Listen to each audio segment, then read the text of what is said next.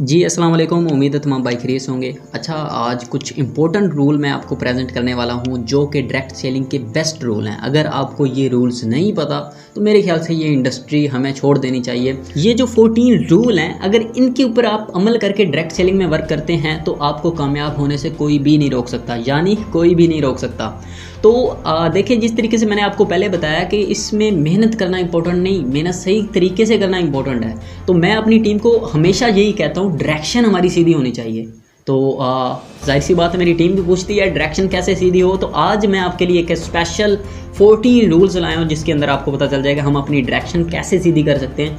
अगर इन रूल्स के ऊपर हम अमल करते हैं तो हमारी डायरेक्शन सीधी रहती है, और अगर इनके ऊपर अमल करके हम वर्किंग करते हैं तो हमें 100% इंशाल्लाह रिजल्ट मिलने वाला है। Rule number 1, be prepared for yes और नो। हाँ, आपने ठीक सुना, येस और नो के लिए आपने रेडी रहना है। क्योंकि आप प्रेजेंटेशन देने जाते हैं ना, तो आपको येस और नो के लिए रेडी रहना है। अगला प्रोस्पेक्ट आपको येस भी कर सकता है, नो भी कर सकता है, इसलिए मेंटली तौर पे यू मस्ट मेंटली प्रीपेयर्ड। आप मेंटली तौर पे प्रीपेयर्ड रहें कि अगला बंदा मुझे हाँ भी कर सकता है, ना भी कर सकता है। क्यों? क्योंकि जब हम प्रेजेंटेशन देने के लिए जाते हैं ना, तो फिर हमें ये लगता है कि अगला बंदा हाँ ही करेगा। जब वो ना कर देता है तो हम मुंह लटका के वापस आ रहे होते हैं। तो इसीलिए हमें रेडी रहना है कि अगला बंदा हमें येस भी कर सकता है, नो भी कर सकता है। अपने आप को मेंटल लेवल अपना जो सा वो दुरुस्त रखना है कि हमें येस भी कर सकता है, नो भी कर सकता है। हाँ, अभी नुकसान क्या होगा अगर हम अपने आप को प्रीपेयर्ड नहीं रखते, तो नुकसान ये होगा कि जब हम अगली प्रेजेंटेशन देने जाएंगे तो उसमें भी हमारा मुंह लटका होगा, और पहली प्रेजेंटेशन के असरात जो से होंगे दूसरी प्रेजेंटेशन के ऊपर नुकसानदेह होंगे।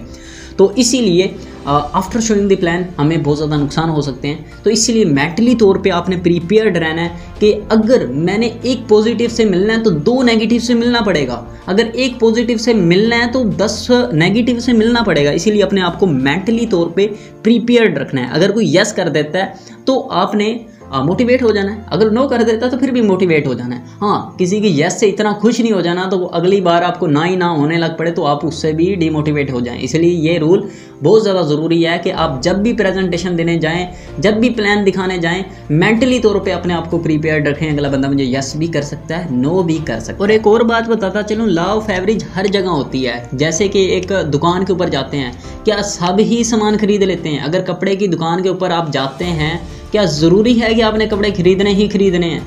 तो काफ़ी ज़्यादा लोग दुकान के ऊपर लोग आते हैं, काफ़ी ज़्यादा काफ़ी चीज़ें परचेज़ करते हैं, खरीदते हैं, और काफ़ी ज़्यादा नहीं खरीदते। लॉ ऑफ एवरेज हर जगह है। अगर क्रिकेट के मैदान में जाएं तो हर बैट्समैन 6 बालों के ऊपर 6 छक्के नहीं लगाएगा, ठीक है? लॉ ऑफ एवरेज आएगी। तो इसीलिए हमने लॉ ऑफ एवरेज को बर्दाश्त करना है। हमें अगला बंदा यस भी कर सकता है, नो भी कर सकता है। तो वही बात आ जाती है, हमें नेगेटिव बंदों से मिलेंगे तो तभी हमें एक पॉजिटिव मिलेगा। Rule number 2, what is suspecting, यानी हम सस्पेक्टिंग के ऊपर बात करेंगे। रूल नंबर 2 मेरा फेवरेट रूल है, और इसके अंदर मैं निचोड़ बता सकता हूँ कि आपकी पूरी प्रेजेंटेशन इस रूल के ऊपर होती है। यानी जिस प्रोस्पेक्ट को आप गाइड करने लगे हैं उसके पहले इन्फॉर्मेशन निकलवानी है। वो जॉब करता है, बिजनेस करता है, स्टूडेंट है, क्या करता है, एवरेज इनकम उसकी क्या है और क्या होनी चाहिए, उसके ड्रीम लेने हैं, वो करता क्या है उसके बारे में थोड़ा सा आपने जानना है। सिंगल है, मैरिज है, क्या उसके किस तरीके से कितना कमा रहा है, कितना कमाना चाहता है, तो उसके बारे में थोड़ा सा जानना है। अब थोड़ा सा आपने समझना है। आप किसी कपड़े की दुकान के ऊपर जाते होंगे, ठीक है? उधर आपको मिलता होगा एक रेडीमेड ड्रेस मिल जाता होगा, रेडीमेड कपड़े मिल जाते होंगे, फिक्स साइज़ होता है, फिक्स प्राइस होती है। और दूसरी तरफ आप टेलर के पास कपड़े लेकर जाते हैं और वो आपका साइज़ लेता है और चेक करता है कि आपका कौन सा नाप है, कौन सा साइज़ है जिसके ऊपर आपको कपड़े सिलाई करके दिए जाएं। तो अब आपने थोड़ा सा समझना है। प्लान भी कुछ इस तरीके से होता है कि आपने देखना है कि मैंने टेलर मेड प्लान दिखाना है या रेडीमेड प्लान दिखाना है। आप समझ तो गए होंगे, मैं आपको जो सिखा रहा हूँ, समझा रहा हूँ, ये है रेडीमेड इन्फॉर्मेशन। अप्लाई करेंगे वो टेलर मेड इन्फॉर्मेशन होगी। जो मैं आपको इन्फॉर्मेशन दे रहा हूँ ये जस्ट आपको इन्फॉर्मेशन मिल सकती है, मगर आप प्रैक्टिकली इस फील्ड में कुछ करना चाहते हैं तो वो आपको प्रैक्टिकली वर्क करना होगा, प्रैक्टिकली प्रोस्पेक्टिंग करनी होगी, प्रैक्टिकली लोगों से बातचीत करनी होगी, फिर आपको प्रैक्टिकली नॉलेज मिलेगा। यानी टेलर मेड नॉलेज मिलेगा कि हर तरह का आप साइज़ नाप पाएँ, हर तरह का साइज बना पाएँ, क्योंकि आप रेडीमेड प्लान के ऊपर घूम रहे हैं। रेडीमेड रटा रटाया प्लान, जो आपको सुना, सीनियर से पूछा, सीनियर ने आपको बताया, वो ही आप आगे डुप्लीकेट करने लग पड़े। और हमें अपने मेंटल लेवल के ऊपर प्लान नहीं दिखाना, प्रोस्पेक्ट के मेंटल लेवल के ऊपर प्लान दिखाना है। यानी हमारे पास हर तरह का प्रोस्पेक्ट आ सकता है, हर माइंड का प्रोस्पेक्ट आ सकता है, गुस्से वाला आ सकता है, हंसी मजाक वाला आ सकता है, दुखी आ सकता है। तो हमने हर किसी को उसके तरीके से डील करना है। अगर कोई खुश है तो उसकी खुशी में शरीक होना है, कोई गमी में है तो उसके गम में शरीक होना है, और कोई गुस्सा है तो उसे हौसला देना है। इस तरीके से आपने अकॉर्डिंग टू प्रोस्पेक्ट लेवल के ऊपर प्लान दिखाना है, ताकि प्रोस्पेक्ट का लेवल समझना है कि वो प्रोस्पेक्ट क्या चाहता है। अगर समझ लें कि एक प्रोस्पेक्ट है 8,000 कमा रहा है, 10,000 कमा रहा है, 15,000 रुपये कमा रहा है, उसे आप लाखों के ख्वाब नहीं दिखा सकते। अगर आप उसको कहते हैं कि आप लाखों कमा सकते हैं इस इंडस्ट्री में, तो उसके ऊपर से बातें जाएंगी। इसीलिए आपने ध्यान रखना है कि उसको, अगर वो 20,000 कमा रहा है तो उसको ये बता सकते हैं कि इस इंडस्ट्री में आप काम करके 20,000 कमा रहे हैं, साथ 20,000 और कमा सकते हैं। ये चीज़ उसके समझ में आएगी, ये चीज़ समझ नहीं आएगी कि मैं लाखों कमा सकता हूँ। इसी तरीके से वही बात आ जाती है टेलर मेड की, कि इसी तरीके से अगर एक बंदा 1 लाख कमा रहा है, 1.5 लाख कमा रहा है, उसे ये नहीं कह सकते कि आप 20,000 इधर से कमा सकते हैं। तो उसको उसके मेंटल लेवल के ऊपर आप समझा सकते हैं कि इतना आप अर्न कर सकते हैं। इसीलिए आपको याद रखना है कि आपको रेडीमेड प्लान नहीं दिखाना, टेलर मेड प्लान दिखाना है, क्योंकि उसी से आपको रिजल्ट मिलने वाला है। प्रैक्टिकली वर्क करेंगे तब भी आपको अच्छा रिजल्ट मिलने वाला है। रूल नंबर 3, आपने अपॉर्चुनिटी बेस्ड प्लान दिखाना है। यानी आपने 80% अपॉर्चुनिटी रखनी है और 20% प्रोडक्ट रखनी है। ठीक है, आप उसको अपना यूज़र नहीं बना रहे, बल्कि उसको अपना डिस्ट्रीब्यूटर बना रहे हैं। क्योंकि आप डायरेक्ट सेलिंग में लाना चाहते हैं तो आपको अपना डिस्ट्रीब्यूटर बनाना पड़ेगा। 20% आपने प्रोडक्ट को भी इन्वॉल्व करना है। ये नहीं, काफ़ी भाई प्रोडक्ट को भूल जाते हैं, क्योंकि हम डायरेक्ट सेलिंग में वर्क कर रहे हैं तो प्रोडक्ट को सामने रखना बहुत ज़्यादा ज़रूरी है, प्रोडक्ट को प्रेजेंट करना बहुत ज़्यादा ज़रूरी है। मगर आपको इधर ज़्यादा जो मैं आपको सजेस्ट करूँगा 80% आपने अपॉर्चुनिटी बेस्ड प्लान दिखाना, क्योंकि हम डायरेक्ट सेलिंग में वर्क कर रहे हैं। हमें ये भी समझना होगा कि हमारे पास डिस्ट्रीब्यूटर आ रहा है, उसकी हम नीड जान रहे हैं, उसको ख्वाब दिखा रहे हैं, उसको आगे कुछ प्रेजेंट कर रहे हैं, कुछ अपॉर्चुनिटी दे रहे हैं। तो हमें ये भी समझना होगा कि 80% उसका माइंड हमने अपॉर्चुनिटी की तरफ कन्वर्ट करना है। यानी अगर वो फेमस होना चाहता है तो क्या चाहिए उसको? अपॉर्चुनिटी चाहिए कोई जिससे वो फेमस हो जाए। अगर लीडर बनना चाहता है तो अपॉर्चुनिटी चाहिए। सक्सेसफुल आदमी बनना चाहता है तो अपॉर्चुनिटी चाहिए। अगर उसके ऊपर कर्जा अदा करना चाहता है, कोई अपॉर्चुनिटी चाहिए, मौका चाहिए जिससे वो अपना कर्जा अदा कर पाए। ठीक है, आप उसने कुछ भी करना है, जॉब से फ्री होना है, शादी करनी है, जो मर्जी करना है, उसने वर्ल्ड टूर करना है, उसको अपॉर्चुनिटी चाहिए, मौका चाहिए ज़िंदगी में कुछ करने का, उसे अपॉर्चुनिटी मिले और अपनी ज़िंदगी में कुछ करे। तो आपने भी उसको मौका देना है, उसको पहले सीरियस करना है, उसकी नीड जाननी है, फिर उसको एक मौका देना है जिससे वो अपनी लाइफ चेंज कर सकता है। Rule number 4, fix time and place for presenting plan. यानी फिर टाइम और जगह फिक्स कर लेनी है अगर आप प्लान दिखाने जा रहे हैं। अभी इधर देखेंगे हम क्या हमसे मिस्टेक होती है। अगर समझ ले हमें कोई बंदा मिला, क्या काम करते हो? ऑनलाइन वर्क करता हूँ। अच्छा, क्या काम करते हैं बताएं तो सही जी।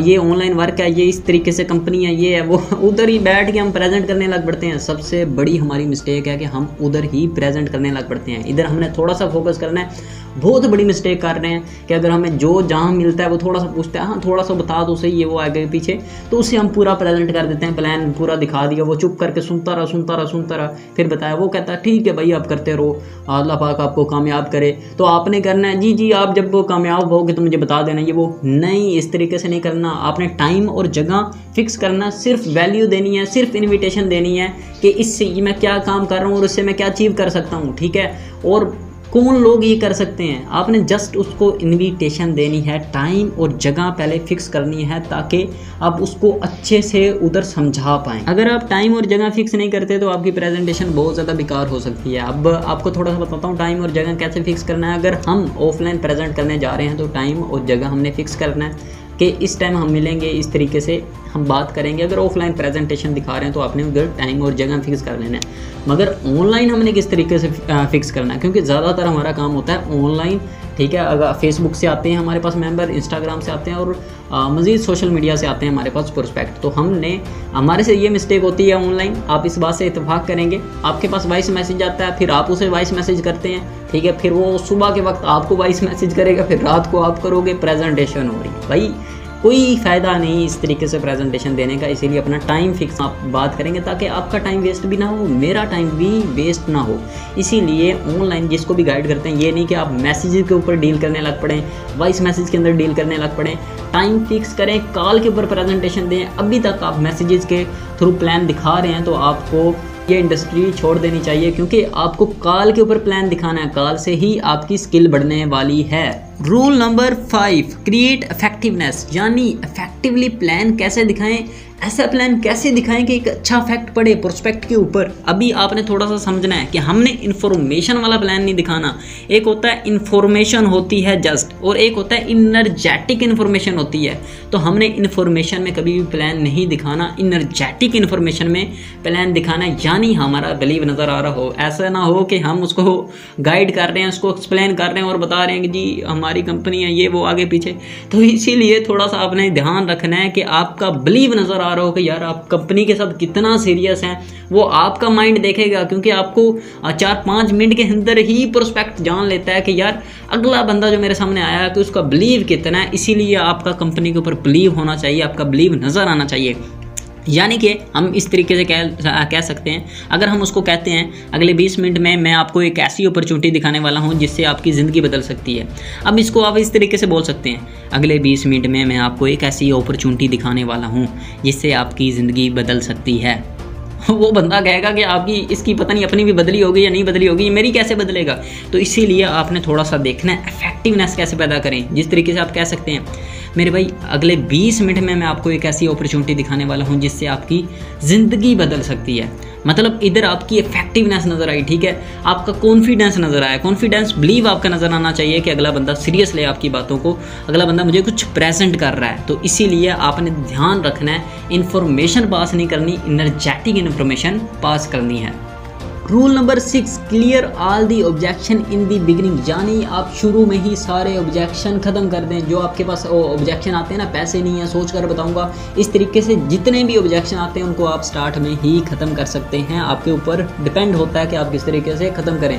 यानी आप अगर उसके अंदर नीड क्रिएट कर देते हैं, एक नीड क्रिएट हो जाती है, तो वो आपसे फालतू के ऑब्जेक्शन करेगा ही नहीं। यानी अगर वो प्रॉब्लम में है तो आपने सोल्यूशन देना है, ठीक है। अगर वो ज़िंदगी में कुछ करना चाहता है तो उसे अपॉर्चुनिटी देनी है, मौका देना है। आपने उसके तमाम ऑब्जेक्शन क्लियर कर देने हैं नीड क्रिएट करने के ऊपर। इंशाल्लाह इसके ऊपर हम कंप्लीट एक वीडियो बनाएंगे जिसमें आपको बताएंगे नीड कैसे क्रिएट की जाती है और प्रोस्पेक्ट कैसे आपका रेडी हो सकता है। इसके लिए हम स्पेशल एक वीडियो बनाएंगे इंशाल्लाह आने वाले वक्त में। Rule number 7, don't show one way plan, कभी वन वे प्लान ना दिखाएं। अभी आपने थोड़ा सा नोट करना है, ये सबसे बड़ी हमारी मिस्टेक होती है कि हम वन वे में प्लान दिखा रहे होते हैं। यानी प्रोस्पेक्ट हमारे सामने आया होता है, कॉल के ऊपर आया है या फिर हमारे सामने बैठा है, हम उसको वन वे में प्लान दिखाते रहते हैं। जी ये कंपनी है, ये इस तरीके से, कंपनी का ये विजन है, कंपनी ये करना चाहती है, कंपनी ने ये कर दिया, वो कर दिया, कितने बड़े बड़े अचीवर आ गए। तो हम एक वन वे में प्लान दिखा देते हैं, उसके बाद वो कहता है जी जी बिल्कुल सोचूंगा, ये वो, या पैसे नहीं है या कुछ भी, हमें इस तरीके से ऑब्जेक्शन कर देता है। इधर हमने थोड़ा सा नोट करना है कि कभी वन वे प्लान नहीं दिखाना,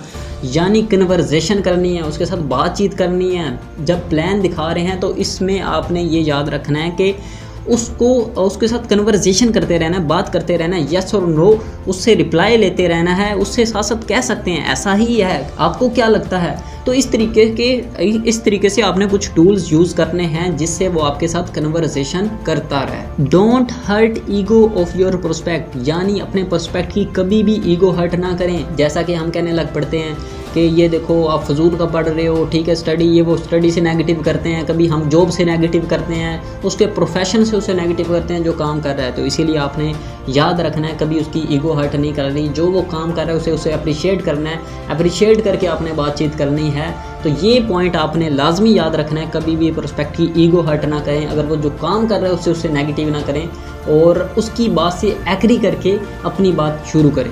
rule number 9, appreciate your prospect, यानी अपने प्रोस्पेक्ट को अप्रिशिएट करना बहुत ज़्यादा ज़रूरी है। जैसे ही आप प्लान दिखा रहे हैं, प्रेजेंटेशन दे रहे हैं, उसे साथ साथ अप्रिशिएट करते रहें। यानी उसको कह सकते हैं आप कि आपके साथ काम करने में हमें बहुत ज़्यादा मज़ा आएगा। तो उसी तरीके से उसका विजन बनाना है कि वो सोचे कि मुझे अगला बंदा बहुत ज़्यादा खास समझता है और मुझे अप्रिशिएट कर रहा है। तो इसीलिए आपने अप्रिशिएट करना बहुत ज़्यादा ज़रूरी है। आप उसे बातों के दरमियान ये कह सकते हैं जैसा कि आप जानते हैं, जैसा कि आप जानते हैं, कोई भी आप चीज़ बता रहे हैं तो ये भी टूल यूज़ कर सकते हैं जैसा कि आप जानते हैं। तो मतलब उसको आपने अप्रिशिएट करके अपनी बात स्टार्ट करनी है। रूल नंबर 10 भी हमारे लिए बहुत ज़्यादा खास है। इसमें हमने क्या करना है, हमारा प्रोस्पेक्ट अगर हमारे पास ऑफलाइन मिलने आ रहा है तो हमने उसे इमीडिएटली पिक करना है, फ़ौरन पिक करना है।